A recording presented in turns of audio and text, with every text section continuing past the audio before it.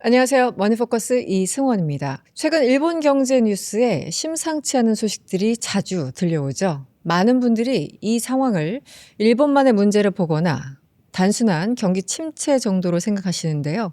오늘은 이 현상을 전 세계 경제 구조 변화라는 관점에서 짚어볼까 합니다. 경제부터 산업, 기술까지 어려운 이야기를 아주 쉽게 풀어주신 분이죠. 오늘도 박정우 교수님 모셨습니다. 어서 오세요. 예, 안녕하세요. 네. 저도요, 맨날 이제 우리나라 어차피 언론 보면 사실 뻔하잖아요. 미국 시작해서 미국으로 끝나잖아요. 뭐 환율이 됐던 기술이 됐던 그게 뭐 세계 슈퍼 파워니까. 예.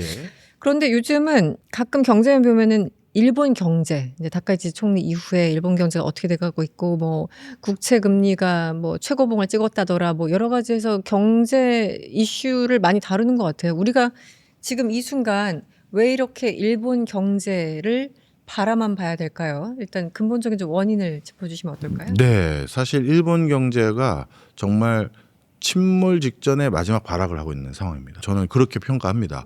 여기에 대해서는 굉장히 갑론을박도 있을 거고 댓글도 뭐 살벌할 거라고 생각하는데 뭐 제 개인적인 소견이니까요. 나중에 제가 틀리면 많이 지적들 해주시고 비판해 주십시오.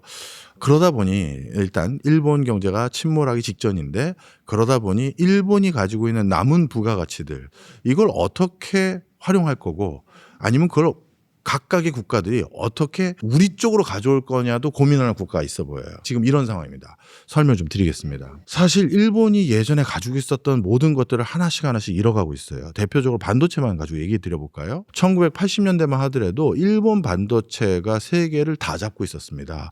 대만, 한국은 쳐다도 안 봤어요. 그래서 일본 반도체가 그때 센서까지 포함해서 전 세계 반도체 시장의 점유율에서 70% 육박했습니다. 혼자 다 했어요. 그런데 지금 흔적도 없이 사라졌고요.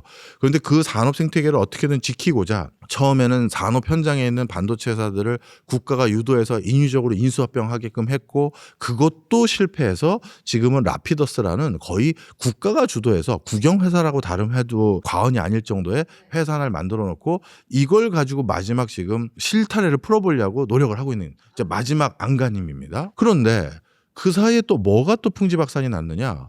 조선업이 또 풍지박산이 났어요. 일본 하면 한때 세계 최강의 조선 강국이었습니다. 그렇죠. 그런데 지금은 전체 조선에서 차지하는 시장 점유율이 10%도 안 돼요. 그것도 자체적으로 가동하는 몇 개 빼고는 실질적으로 전 세계적으로 의미 있는 수준도 아니고 최근 들어서 본인들이 미래지향적인 선박 산업으로 이건 꼭 하겠다라는 것도 계속해서 연이어 실패하고 있고 그래서 지금 유유 설비가 많아진 조선 업계를 국가가 인위적으로 통폐합하려고 하는데 그 현장의 회사들이 다 반대하고 있어요. 통폐합도 안 되고 있습니다. 그러면 통폐합이 된다고 저도 잘 된다고 생각하지도 않지만 그대로 있었을 때 결과는 뻔하거든요. 근데 그 회사들은 그러면 왜 통폐합을 안 하느냐. 반도체라든가 석유화학이라든가 다른 분야를 국가가 얘기한 대로 통폐합을 해봤더니 그 사례들을 봤더니 일본은 특히 조직 문화가 회사마다 전혀 다르거든요. 그 다른 문화를 가진 회사를 한 회사로 만드니까 오히려 더 개악이 돼버렸다는 거예요. 그래서 이 방법은 아닙니다. 우리 해봤잖아, 안 됐잖아. 안 됐잖아요. 네네. 이거예요. 그들도 일리가 있죠. 그렇죠. 하지만 이런 식으로 선박 산업이 계속 자초됐었을 때 공멸할 수도 있는데 답을 못 찾고 있어요. 그다음에 이렇게 선박 산업도 자초됐죠. 그다음에 백색가전. 옛날에 전 세계 백색가전은 일본이 최고였는데 이것도 거의 자초됐죠. 그리고 요즘 혼다니 닛산이 정말 어렵잖아요. 그래서 이것도 합친다 만다 하는데 이것도 좀 뜻대로 안 되고 있고 도요타 하나 버티고 있어요. 자, 그러니 이 철강을 만들었을 때 써줘야 될 인더스트리가 모두 이렇게 부실부실해지니 일본 제철도 옛날 같지가 않은 거예요. 그래서 일본 제철은 그러면 통폐합할 것도 없어요. 이 일본 제철이 전방위적으로 모든 철강을 제공해 줬으니까. 근데 만약에 조강 생산 능력마저도 열악해지면 앞단에서 철을 비싸게 생산하게 될 수밖에 없고 그러면 가뜩이나 부실해진 조선업계, 자동차업계, 백색가전은 원자재를 더 비싸게 사니 더 경쟁력을 잃게 되는 거거든요. 중국 거 쓰지, 싼 거 이렇게 되겠네요. 그런데 이제 중국 입장에선 그럼 어떻게 되겠습니까? 저 일본의 산업 생태계를 고사시키려면 일본에겐 꼭 필요한 필수제인 철강을 비싸게 팔고 중국 내선 싸게 팔고 이런 것도 충분히 가능하잖아요. 그래서 결국 일본도 일본 제철을 살리기 위해서 또 비슷한 상황에 놓여졌던 미국도 미국 제철을 살리기 위해서 일본 제철과 US 스틸이 인수합병을 해서 합치려는 거 했던 거예요. 우리 시장을 쉐어하자는 거죠. 같이 철강을 생산해서 양쪽 시장에 같이 공급하면 규모감 있게 돌릴 수 있지 않느냐. 자, 그래서 정리하자면 일본이 점점 위축되고 왜소해지고 침몰하다 보니까 전방위적인 지금 산업의 구조 개혁을 다 하고 있는데 뭐 하나 성과가 난 게 없어요. 정말 침몰 중인 거군요. 저는 그렇게 판단한다는 거죠. 동의 안 하시면 할 말은 없습니다. 다시 반등 이렇게 튀어오를 가능성은 아직까지는 그 단서를 찾지 못했다. 못 찾았어요. 그러니까 조선, 반도체, 뭐 백색, 자동차 정말 저 예전에 학교 다닐 때 8, 90년대 얘기네요. 그렇죠. 네. 네. 그때 세계 최강이었던 그 산업들이 다 고사되다 보니 지금 일본이 미래를 못 여는 거예요. 그래서 일본 관료사회 얼마나 보수적이고 얼마나 요지부동입니까? 도장은 어떻게 됐어요? 도장 계속 찍고 있는 거예요? 아, 그것도 생각나네요. 아, 네. 자, 그런데 이들도 이제 드디어 임계점이 왔다는 걸 알았나 봐요. 각성. 예. 그래서 지금은 전 세계에서 가장 파괴적인 수준으로 미국 다음으로 디지털 자산 시장을 선도적으로 열어가고 있고요. 아, 그렇습니까? 예. 이제 본인들이 그동안 돈 벌어놓은 건 좀 있을 거 아니겠습니까? 이 남은 종잣돈을 잘 굴려야 된다고 생각하는 거예요. 그런데 전통적인 월가와 싸우는 골드만삭스나 뭐 아니면 뭐 그 밖에 여러 투자은행들, JP모건이나 이런 데랑 싸우는 거 쉽지 않고. 그런데 신시장이 하나 열렸잖아요. 스테이블 코인이 디지털 자산이니. 그래서 아시아에서 이런 가장 미래지향적인 금융 분야에 가장 규제를 많이 완화하고 있는 게 일본이에요.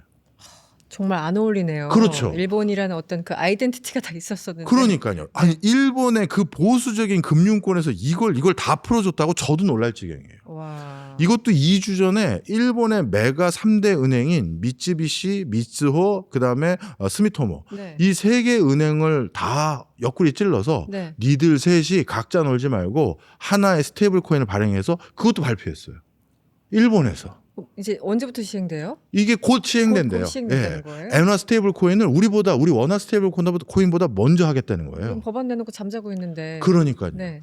그래서 일본도 이대로 갔다가 우린 답이 정해져 있다. 뭘 해도 해야 된다라는 진짜 이런 표현 일본 분들에겐 또는 일본과 관련된 시청자분들에겐 송구합니다만 발악을 시작한 거예요. 그러네요. 예. 마지막.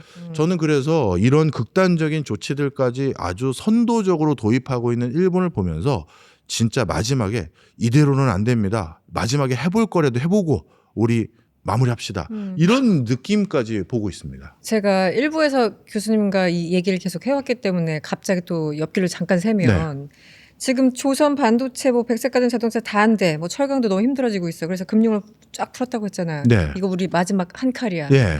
여기에 다 걸었어. 뭐 약간 이런 느낌. 일본은 인공지능은 어때요? 네. 네. 일본도 인공지능을 저는 자체적으로 하려는 것도 열심히 하는데 성과가 잘 안 나와요. 안 나와요. 그래서 인공지능은 일본은 어떻게 하려고 하냐면 금융으로 하려고 합니다. 금융으로? 예. 오픈 AI에 가장 많은 투자했던 사람 중에 하나가 누구죠? 손정이잖아요. 아. 이런 식이죠. 그래서 제가 앞서 말씀드렸던 네. 게 금융의 그 혁신성을 배가하려고 하는 이유가 본인들이 현장에서 엔지니어도 부족해지고 현장에서 굴릴 수 있는 시장도 줄어들고 있고 새로운 소비 여력도 고령화 때문에 안 생겨요. 네. 그러니 직접 엔드 프로덕트를 만들어서 이 물건을 팔아보자. 엔드 서비스를 만들어서 이 서비스를 팔아보자. 잘 안 되는 거예요. 그러면 그 엔드 프로덕트와 엔드 서비스를 잘 만드는 회사 봤더니 미국에는 있네. 네. 어디는 있네. 그럼 그 회사가 잘 됐을 때 나도 잘 되는 방법이 뭘까? 아, 거기 지분 투자를 하구나. 결국은 투자. 그리고 거기에 엔젤 펀드로 내가 투자를 해주자. 이걸 시작한 거예요.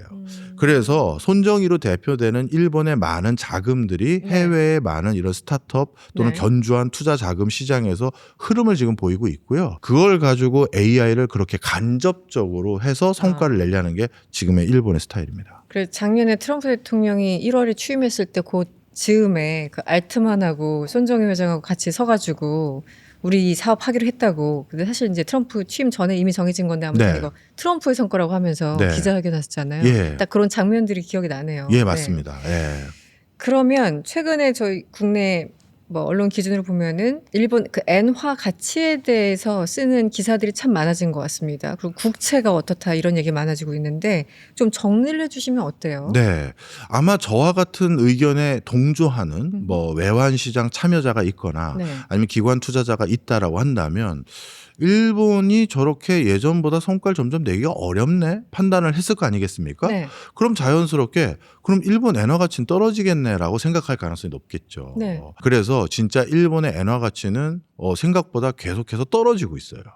근데 일본 엔화 가치가 무작정 떨어지기만 하면 일본도 수출 잘 돼서 결국 그래서 좋은 거 아닙니까? 꼭 그렇진 않거든요. 환율이라는 게 우리가 기대했던 어떤 적정 레인지 안에서 움직여주도록 우리는 다 사전에 해칭을 다 합니다. 그걸 넘어가면 그게 너무 많이 떨어지든 너무 많이 올라가든 모두 기업들에게 부담이 돼요. 그러다 보니까 엔화 가치가 이렇게 극단적으로 떨어지다 보니 일본 정부 입장에서도 엔화 가치 방어도 해야 되고 또 일본 내 물가가 옛날하고 달라졌어요. 많이 올랐어요. 그러다 보니 자국 화폐 가치의 방어 수단 플러스 물가도 잡기 위해서 기준금리를 31년 만에 처음으로 1%대까지 올려버린 거예요. 그렇게 이렇게 이자를 또 많이 준다라고 해야 또 일본 국채도 또 많이 팔릴 수도 있고 일본 국채 좋아지면 또 엔화 가치 방어에도 도움이 되니까 그런 맥락에서 지금 일본의 자본시장을 우리가 바라볼 수가 있는 것인데 이게 언제까지 가능한 구조인지에 대해서는 모두가 의구심을 가지고 있어요.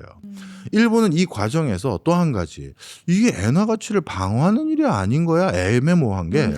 다카이치 내각이 네네.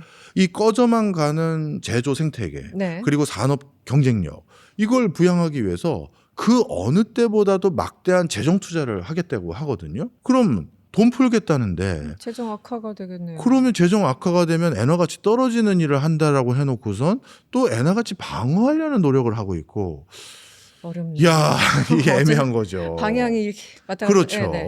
그래서 여러 가지 지금 맥락들이 일본의 내부 수뇌부들도 묘수를 찾지 못했구나.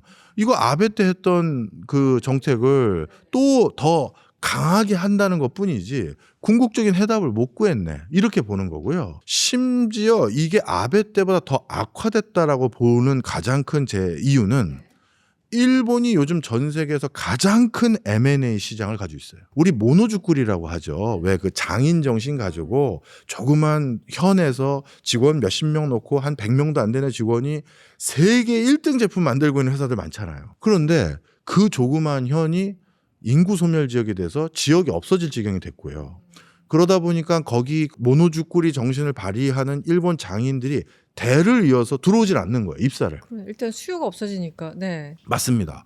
그래가지고 직원들이 네. 아주 진짜 현미경으로만 봐야 보이는 조그만 베어링. 네. 이 베어링이라는 게 자동차 돌아갈 때 만드는 이런 부품들 중에 하나거든요. 네네. 근데 아주 극소 베어링 같은 경우는 일본의 어느 그 회사만 만들어요. 네. 그리고 우리 우주 발사체 올릴 때 네. 바깥에 수많은 나사못으로 조일 거 아니겠습니까? 네네. 근데 그 나사못은 오차가 정말 적어야겠죠.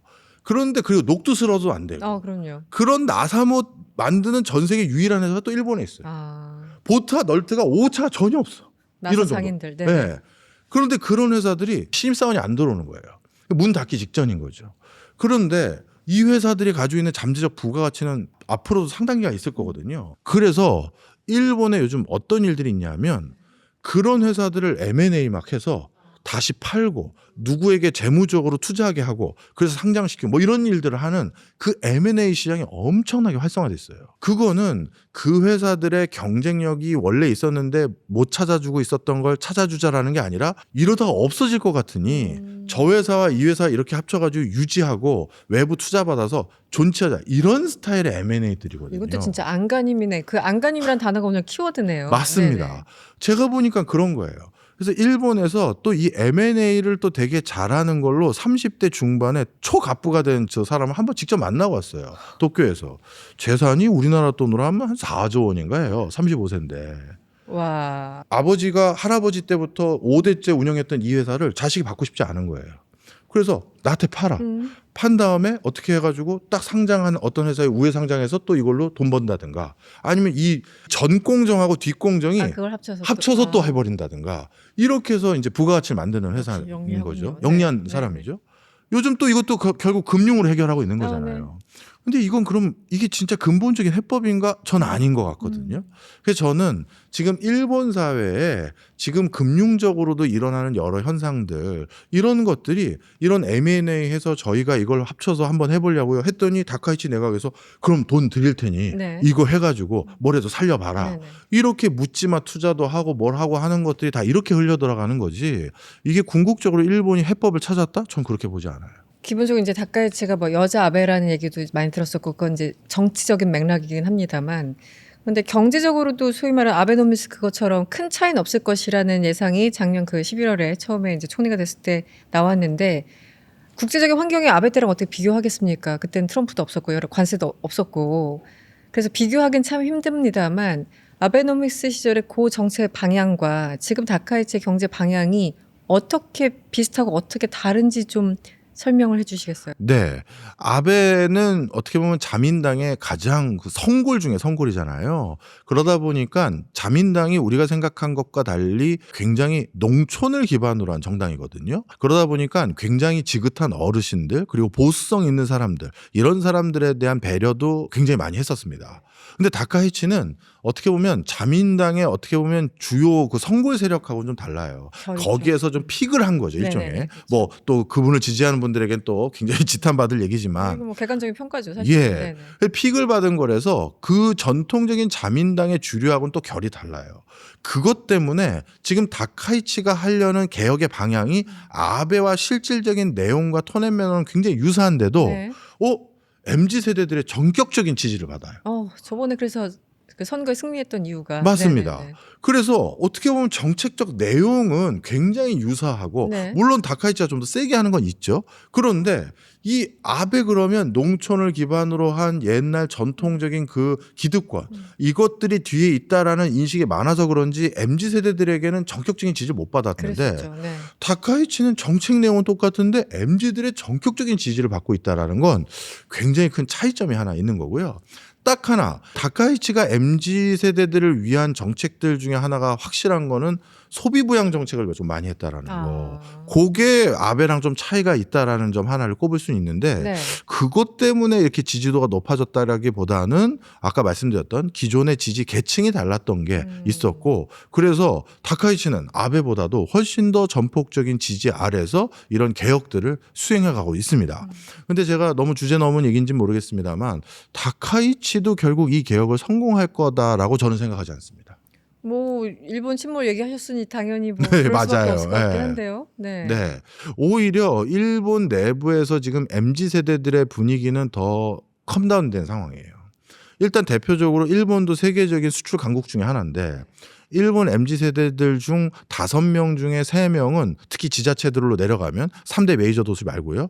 5명 중에 3명은 여권도 없어요. 자기 평생 해외 나갈 가능성이 없다고 생각하는 거죠. 30년 가까이 디플레이션을 경험했던 국가로서 거기 인건비는 우리가 그 30년 동안 올랐을 사이에 덜 오른 거예요.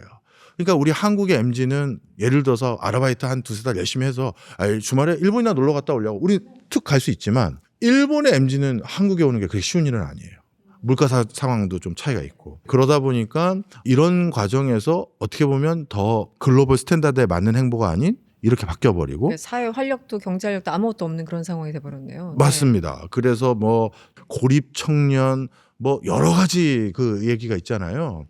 이게 굉장히 지금 돌이킬 수 없는 지경까지 왔다 이렇게 말씀드립니다. 그 산업 구조도 아까 초반에 말씀하신 것처럼 바뀌고 있고 지금 다카이치가 이것저것 경제 정책을 시도해 보는데 그게 생각만큼 가지 않고 있고 젊은 친구들은 활력도 떨어지고 실업률도 좀 실업률은 제가 정확히 모릅니다만 그렇고 실업률도 높아요. 네. 실업률도 높고 네.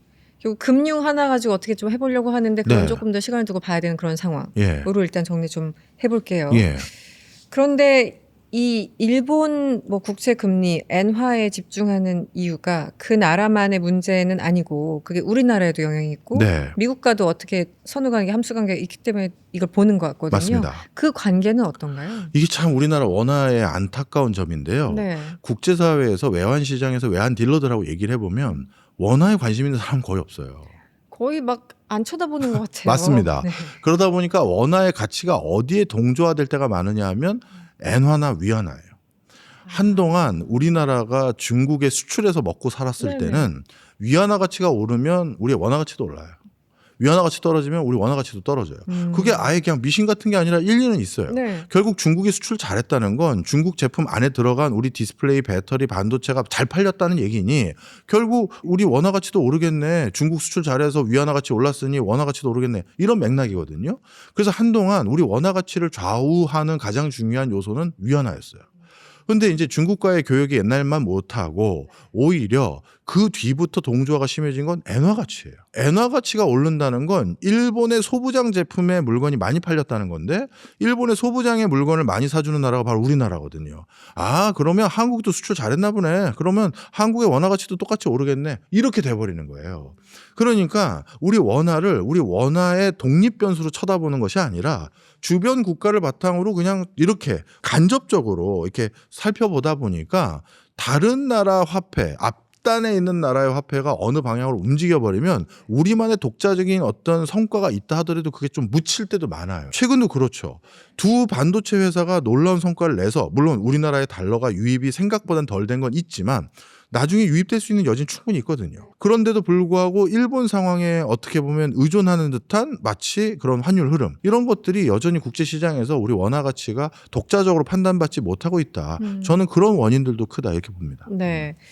지금 뭐 일본 경제에 대해서 전반적으로 좀 짚어주셨는데 사실 좀 이제 금리 문제를 조금 좁혀서 가면 최근에 지금 이제 엔화 상태는 그렇고 우리 환율 너무 안 좋고 지금 결국은 이제 미국이 어떻게 되느냐에 따라서 모든 게 또 왔다 갔다 하는 것도 사실이잖아요. 여전한 현실이고요. 그래서 최근에 이제 워시 의장이 무슨 얘기 하시나 들어봤더니 올릴 것처럼 얘기를 하는데 또 트럼프가 앉힌 그 워시가 설마 그러겠느냐. 그 내부에서 여러 가지 또 평가들이 있더라고요. 네.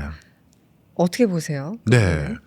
저는 워시가 분명 트럼프 눈치는 본다고 생각합니다. 그래서 했던 행보가 저는 점도표 같은 거 의미 없는 것 같아요. 그리고 저는 점도표 안 찍겠습니다. 그걸로 트럼프에 대한 나름대로의 예우를 해준 게 다다 이렇게 생각합니다. 성의 표시? 예, 성의 표시예요. 본인도 경제에 대한 이해도가 높은 사람이기 때문에 분명 물가가 오를 수밖에 없는 기조가 많이 고착화됐다라는 걸 이해하고 있어요. 그리고 지금 이란이 종전이 된다 하더라도 안타까운 게 지구 북방부에서 3월 달에 전쟁이 일어났기 때문에 올해 물가는 오르는 거예요. 북방부의 3월 달은요 가장 농번기입니다. 이 농번기 때 필수 비료에 해당되는 질소를 제대로 수급받아야 되는데 이 질소 비료 만들려면 암모니아 필요하고 암모니아는 천연가스에서 추출하잖아요. 그 호르무즈가 막혔다. 그래서 인도의 대규모 농가라든가 중국의 농가 일부는 그래서 올해 작황을 접었어요. 그냥 접었습니다. 그러다 보니까 이거 올해 사료 가격 오르고 곡물 가격 오르고 그러면 농축수산물 가격 전반적으로 다 오르는 거거든요. 이런 것들은 이미 기정사실이 어느 정도 됐습니다. 그걸 알고 있는 케빈 워시는 네. 아우 내가 신임 연준 의장인데 이 물가 고려해서 점도표를 다 일일이 찍어가니까 트럼프 뒷골이 딱 당기는 거죠. 뒤에서 트럼프 보고 있는데 예. 그래서 이상한 소리를 한 거예요. 점도표 같은 거 필요 없고 그리고 물가가 극단적으로 오르고 극단적으로 떨어지는 거 이런 거 보는 게 아니라 큰 흐름만 좀 봐야 되는 거 아니냐. 큰 흐름 올라가고 있는데. 이런 식의 립 서비스를 트럼프를 위해서 했다라고 보고요. 저는 본인이 그 정도 대답한 건 이 사람도 물가가 오를 가능성이 굉장히 높다고 보는구나. 저는 네. 이렇게 해석하는 게 우리가 그 사람의 발언을 제대로 듣고 있는 거다. 이렇게 평가합니다. 사실 이제 금리라는 게 경제 상황을 어떻게 판단하느냐에 따라서 방향성이 완전히 달라지는 건데 트럼프 대통령이 지금 얘기하는 거 보면은 지금 뭐 인플레이션 이제 전쟁 끝나서 곧 낮아질 거고 가스 가격 다시 이제 돌아올 거고 뭐 이 정도면 괜찮아. 그리고 주식은 내가 대통령 된 다음에 진짜 가장 좋아지고 있지 않니? 뭐 이러면서 이제 경제 이제 자화자찬을 하고 있습니다. 지금 미국 경제는 냉정하게 어떻게 보세요? 네, 미국 GDP 성장률의 거의 반 좀 안 되는 비중이 정부 투자입니다. 정부 투자. 예. 그러니까 정부가 지금 AI 대전환에 의거해서 양자 컴퓨터, AI를 기반으로 한 각종 방위산업 업체 이런 것들을 전폭적으로 지원하고 또 AI를 본국에서 많이 구현하기 위해선 에너지 관련한 투자들 이런 걸 많이 해야 되다 보니까 정부 투자가 급격히 늘었기 때문에 지금의 경제 성장률이 어느 정도 나오는 것이지 예전 수준의 정부 투자가 일어났다면 지금 미국 경제도 박살났다고 해도 과언이 아니에요. 실제 미국도 이렇게 AI 전환과 관련된 또 정부 투자에 직접적인 수혜를 받는 일부 업종을 제외하고는 경기가 그렇게 좋지는 않습니다. 그래서 이게 지금 어디까지 정부 투자를 계속할 수 있을까? 왜냐하면 정부 투자가 경기를 버티고 있으니까요. 네, 근데 거기도 돈이 없잖아요. 맞아요. 네, 재정. 그리고 또 그럼 정부 투자만 가지고 과연 계속됐었을 때 양극화는 점점 벌어질 텐데 이 뒷감당은 또 어떻게 하려나 이런 것들을 지금 관전 포인트로 저희가 보고 있고요. 미국 경제 지금 잘 나간다 이렇게 생각하는 사람은 학계에서도 별로 없다 이렇게 말씀드릴 수 있습니다.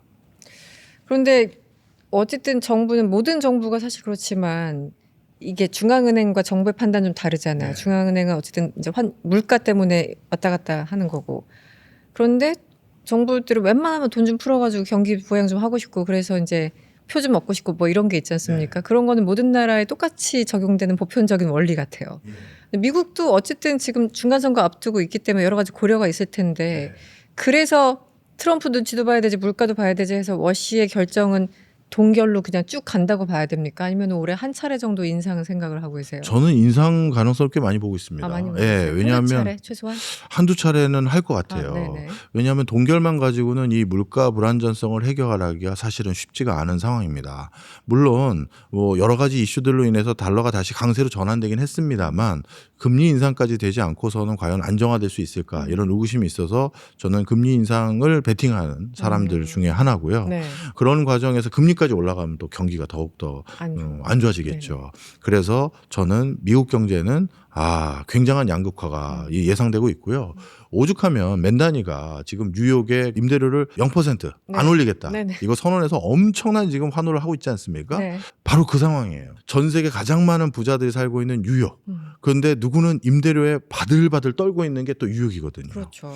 과연 이 미국이 이 경제적 불안전성을 정치적으로 어떻게 수용 가능하게 만들어서 어떤 제도로 바뀌어갈지 이걸 지켜봐야 된다. 저는 이렇게 말씀드리고요. 트럼프는 그래서 많은 테크 관련한 이해도가 높은 사람들이 의외로 참모에 많아요. 이 사람들에게 저는 조언을 받았다고 저는 생각합니다. 그래서 선택했던 게 양극화되는 흐름 속에서 이 저소득층, 저숙련계층 이들을 위해서 해줬던 마지막 정책이 다 해외 이민자들 쫓아내는 거. 다른 거 할 게 없으니까 해외 이민자 쫓아내서 그게 이제 본격적으로 분란이 될 수 있는 게 네. 이제 그동안 해외 이민자들과 저숙련 저임금 근로자들이 경합을 했잖아요. 네네. 근데 이 해외 이민자들이 지금처럼 계속 들어오게 만들면 어떤 문제가 하나 더 얹어지냐면 제가 요즘 얼마 전에 이런 칼럼을 한 군데 썼었어요. 난 앞으로 미국 국민이 몇 명이 될지 모르겠다. 이게 무슨 소리죠? 소리냐면 네. 테슬라에서 만들고 있는 옵티머스 로봇이 다 미국 국민이에요. 그렇잖아요. 네. 생산직 어느 공장에서 일할 거고 서비스직 어느 공장 레스토랑에서 버거 구울 거거든요. 네네. 우리 미국인으로 장성했을 때 할 수 있는 일들을 얘네가 할 거예요. 그럼 옵티머스 공장에서 옵티머스 50만 대가 나오면 미국 인구 150만 명이 생긴 거예요. 왜? 우리 사람은 9 to 6 일하지만 저 로봇은 24시간 일하거든요. 그럼요. 네. 그러니까 3명의 일을 하는 거예요. 그러면 이렇게 로봇이 쏟아졌을 때 옵티머스만 하더라도 1시간 사용했었을 때 비용이 5.7불 정도 예상하거든요. 그 정도밖에 안 됩니까? 그 정도밖에 안 돼요. 네. 그렇게 됐었을 때 이제 미국에 불법 체류하고 있는 수많은 이주자들, 이민자들 그리고 더 넘어 들어온 사람들이 이제 아메리칸 드림을 실현할 수 있는 방법이 없어지는 거예요. 네네. 그렇게 되면 그들은 자칫 잘못하면 폭도로 바뀌는 겁니다. 사회 불안 요소가 되는 일자리가 거예요. 없으면 그렇죠. 그렇죠. 그럼 역사적으로 증명된 거니까. 맞습니다. 네. 그래서 그 사람들이 더 못 들어오게 막고 왔던 사람도 불법 체류자 다 내보내. 심지어 그 미국을 위해서 군대까지 갔다 왔던 사람을 지금 내쫓고 있어서 문제잖아요. 네. 지금 그걸 하고 있는 거예요. 그러니 저소득계층 입장에서는 지금 양극화 심해지고 내 생활은 빠듯하지만 쟤네들 쫓아내면 나 다시 내 견실한 일자리가. 일자리 생길 거야. 그렇죠. 이 믿음이 있죠. 믿음은 있는데 이게 아주 단기간에 휴머노이드 로봇으로 바뀔 수도 있어요. 네, 이게 지금 미국을 보는 제가 불안한 지금 시선이다. 오늘 보니까 제가 일본도 불안해하고 미국도 불안해하고 다 불안해하네요. 아니, 일본 얘기하고 미국 얘기하신 김에 네. 그러면은 중국은 어떻습니까? 아, 중국까지 중국이 가볼까요? 전 세계 다 돌아야지 뭔가 이게 감이 잡힐 것 같아서. 네. 중국은 미국보다 더 극심한 자본주의를 선택했어요.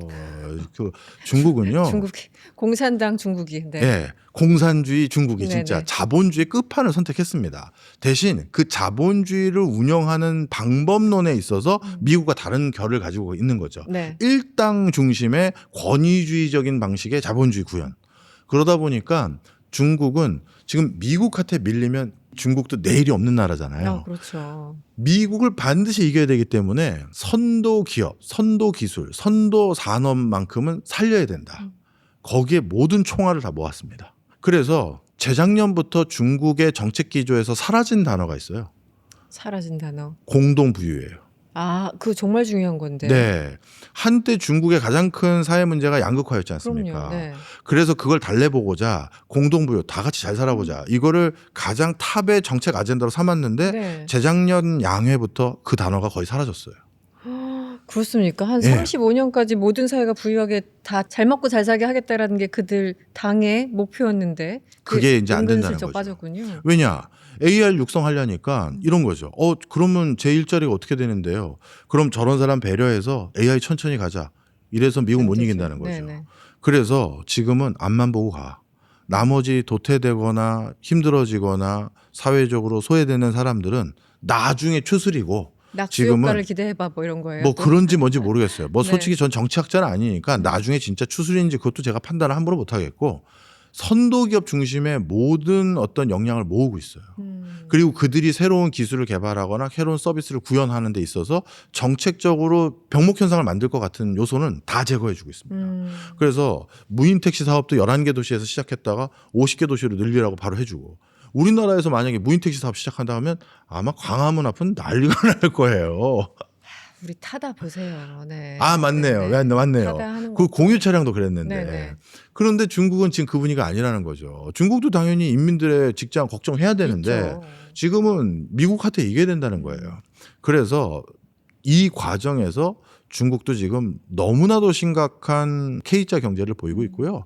오죽하면 청년들이 어차피 대도시에서 난 살 수 있는 급여를 못 받을 것 같고 임대료도 감당이 안 될 것 같고 아무도 안 사는 그 재개발했는데 입주 안 한 네네. 그 유령 도시로 가고 있잖아요. 지금. 요즘 다시 뭐 농촌으로 가고 맞아요. 있다는 기사도 나오고. 이제는 어떻게 보면 완전 내려놓은 거잖아요. 청년들이. 그렇죠. 네네. 그건 너무 사실 사회가 짊어져야 될 가장 큰 문제인데. 소극적인 반항이죠. 나 아무것도 안 할래. 뭐. 그렇죠. 그러다 보니까 중국도 이게 심상치 않아요.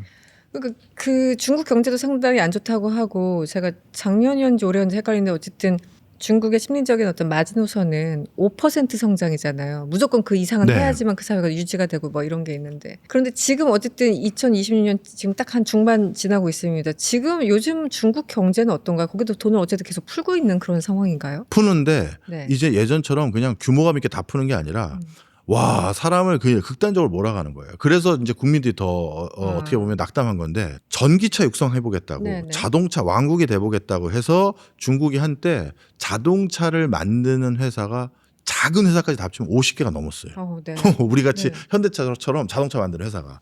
그런데 얼마 전에 발표했잖아요. 우리 5개 남기고 다 없앨 거야. 5등 안에 들어. 그래도 14억 인구면은 한 30개 정도 남겨놔야 되는 거 아니에요? 근데 이제 세계 탑 티어의 자동차 회사가 되려면 완전히 선택까지 네. 집중하겠다고. 그 5개 안에 들어. 민간 몇 개, 공공 몇 개야. 끝 발표해요. 그러면 그 기간 안에 5등 안에 들기 위해서 그 회사들은 이제 나머지 직원들 쪼는 거죠.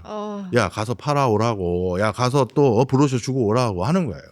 국민들이 진짜 갈아넣고 있는 업종들이 너무 많아요. 진짜 갈아놓고 있네. 네네. AI도 뭐 거기에서 뭐 12개의 용인이 뭐니 해서 하는데 그 용 숫자가 점점 줄어요.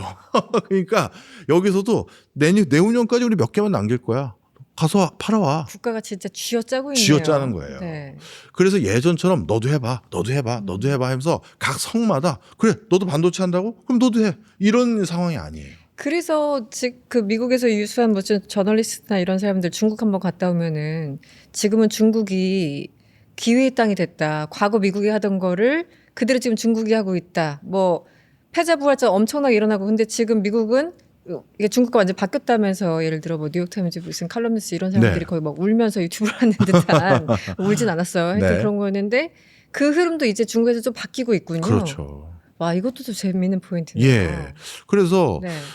그럴 수밖에 없는 또 이유가 하나가 뭐였냐면요. 중국의 정부 부채 증가율이 우리 앞서서 말씀 주셨지만 미국의 정부 부채 엄청나잖아요. 네네. 증가율도 엄청나고요. 이자만 뭐 1조 달러. 맞습니다. 네네, 뭐. 근데 증가율은 미국보다 중국이 더 높아요. 아, 그래서 정부 부채 증가율 왜 이렇게 높지? 이게 도대체 돈을 어디다 다 쓰는 거야 봤더니 1등 품목이 사회보장이에요. 무슨 2차 전지 보조금 주고 그다음에 전기차 보조금 주는 데 쓰는 게 아니라 사회보장입니다. 국민들에게 약속했던 국민연금 줘야 되고 네네. 노인 연금 줘야 그렇죠. 되고 의료보험 혜택 줘야 되고 중국도 그 표현이 딱 맞아요. 부자가 되기 전에 벌써 늙어버린 거예요. 그 국민들에게 약속했던 거 안 줄 수가 없잖아요. 그럼요. 이건 줄일 수 없는 비용이에요. 이게 계속 늘 거거든요. 아니면 사회 불안으로 바로 이어지니까. 그렇죠. 약간 우리 좀- 가만히 있겠습니까? 그러니까요. 예. 네. 그래서 정리하자면 벌써 이렇게 정해진 지출이 더 늘어날 게 뻔히 보이는 상황에서 나머지 산업 진흥을 위해서 쓸 수 있는 돈을 효율적으로 쓸 수밖에 없었던 거죠. 이런 판단도 같이 곁들여져 있을 것 같아요. 과거처럼 약간 여유가 있을 때는 너도 한번 해봐, 예. 너도 한번 하다가 지금 중국도 일종의 뭐 고령화가 되고 있을 테고요. 더 이상 뭐 인도가 이미 네. 그 인구수를 추월했죠. 그러니까 결국은 다 잘라. 5등 안에 들어봐. 3등 안에 들어봐. 이렇게 네. 갈 수밖에 없는 구조. 그렇죠. 효율성을 음. 달성하게 만드는 극단적인 목표치를 제시하는 거죠. 중간 정리하면 이제 일본은 침몰하고 있고 안간힘을 쓰고 있지만 그게 잘 살아날지 잘 모르겠다. 금융 부분. 미국은 아까 말씀하신 것처럼 지금 뭐 경제가 여러 가지 뭐 방향으로 가고 있는데 결국은 거기도 재정 적자에 뭐에 하여튼 지금 힘든 상황이다. 인플레이션은 뭐 그냥 디폴트고 중국도 지금 그런 상황이라 그래서 말씀을 주셨어요. 이 모든 질문은 결국은 이 질문을 위해서 드렸던 건데 그래서 우리는 사실은 중국과 일본과 미국 이 세 나라의 영향을 그냥 받잖아요. 그냥 그대로 이제 몸으로 흡수하잖아요. 우리는 어떻게 될까요? 뭐 주식 시장도 걱정이고 환율 시장도 걱정이고 다 걱정입니다. 네. 네. 사실 이런 과정에서 우리가 또 샌드위치에 놓여져 있는 부분도 있습니다. 우리는 첨단 모든 제품들을 중국의 원자재를 바탕으로 만들거든요. 희토리와 희소금속들. 그러다 보니까 중국은 한국만 제거하면 미국이 필요한 물건 만들어서 납품할 수 있는 나라는 우리밖에 안 남는데 라는 품목들이 많거든요. 대표적으로 2차 전지도 그렇죠. 2차 전지 의미 있는 수준으로 만드는 데가 중국 아니면 한국인데 만약에 한국의 2차 전지 산업만 고사됐다? 그러면 요즘 배터리 안 들어가 있는 디바이스가 어디 있어요? 모두 중국만 쳐다보게 되는 거죠. 그다음에 디스플레이. 요즘 각종 디바이스에 디스플레이 없는 액정 화면 없는 게 어디 있습니까? 근데 우리 디스플레이 업계가 지금 너무 안 좋거든요. 중국이 다 추월했어요. 그러면 한국만 디스플레이 또 노골적으로 표현하면 자빠지면 이제 액정 필요하면 우리 다 찾아보겠네? 이렇게 돼버리는 거거든요. 그러니까 중국은 우리 산업 경쟁력이 훼손될 수 있는 여러 트리거들을 뒤에서 만들고 있어요. 뒤에서 만들고 있습니다. 그 중에 하나가 원자재 수급의 불안이에요. 예, 그리고 원자재나 앞단, 후방 산업에 대한 석유화학이라든가 이런 것들에 대해서 우리 자체적인 경쟁력이나 생태계를 유실하게 만들려는 이유들도 꽤 있어요. 그 다음에 미국은 한국에서 계속 비싸게 반도체 사올 생각 계속 있진 않을 거 아니겠습니까? 그러면 본인들은 AI 청구서를 이제 대폭 올려서 우리한테 또 니네가 벌어간 만큼 다시 내놔. 이렇게 만들 가능성이 많아요. 그래서 참 아이러니하게도 이런 상황에서 중국에게도 미국에게도 우리만큼은 함부로 대할 수 없는 파트너, 그리고 우리만큼은 꼭 필요한 파트너가 돼야지만 그래야지만 도매급으로 처리가 안 될 거거든요.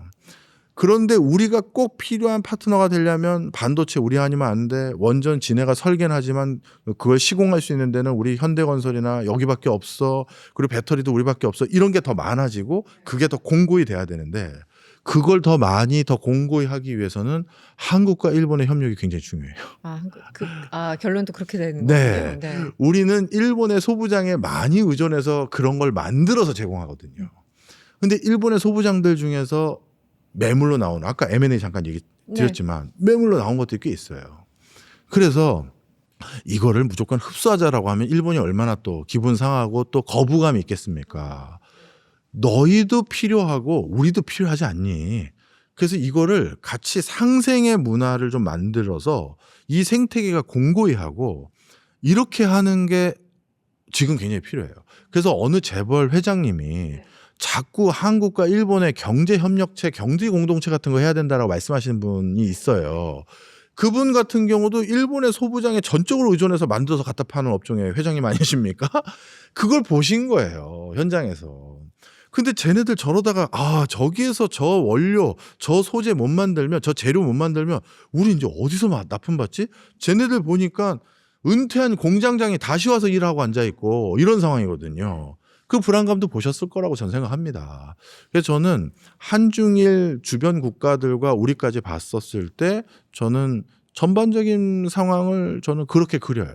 그리고 일본은 더 이상 우리를 우습게 보는 나라가 아니라 한국 만만치 않아졌다라고 인식하는 나라가 됐고, 몇 년 지나고 나면 한국하고 꼭 협조해야겠다. 이런 인식도 적어도 산업계 경제계에서는 굉장히 많을 거예요.